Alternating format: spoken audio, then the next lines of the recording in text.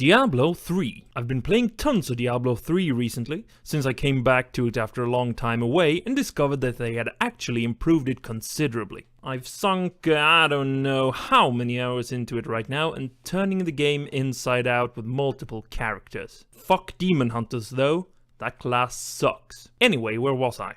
Oh right, the inevitable future. See, something is going to happen. What was Diablo 3?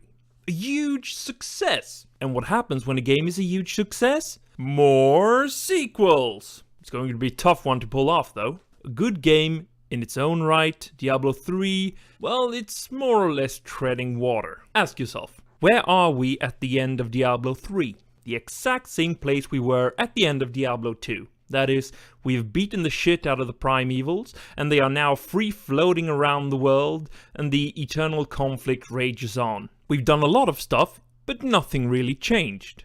There are still the angels in heaven, the demons in hell, and the humans in between. What we need right now from a sequel is a proper conclusion. We need Diablo 4 War for Hell. Look, what do we do in Diablo? We run around and click things to make them dead.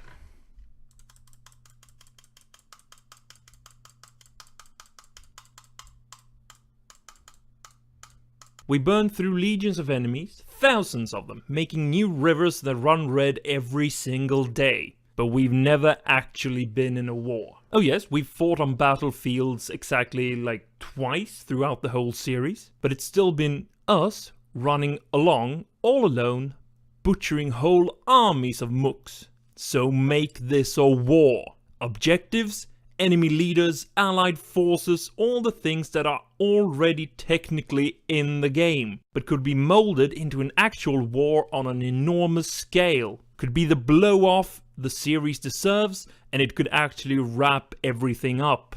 See, we found out already that simply beating the prime evils until they stop moving doesn't actually work. They just reform in the abyss. Same thing with angels. Kill them, and they reform at the Crystal Arch. So let's make an almighty invasion of hell itself. Humans and angels banding together to stick it to those hellfire assholes. Let's go in there and destroy the core of the abyss itself, just like the primeval tried to do with the Crystal Arch. Whole armies can clash, leading to terrible casualties on all sides, but in the end the Nephilim bring the forces of light to victory. Oh, and add a part where Imperius tries to stop you, and you have to beat the living shit out of him. This is for no reason other than that he's essentially the Donald Trump of the Diablo universe. In fact, if I were allowed to punch him in the face as many times as I wanted, there exists no theoretical point at which I would ever think I'd punched him enough. But this series isn't for pussies, so we can't tolerate too upbeat an ending. Let's have someone, probably Tyrael, because he's always been the main source of divine exposition, explain that it would take more than hitting it hard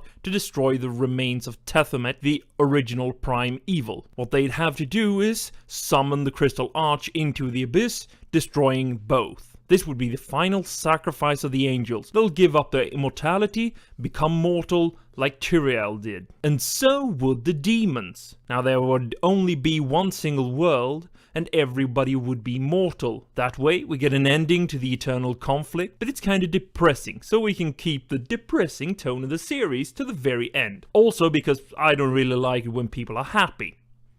Good idea.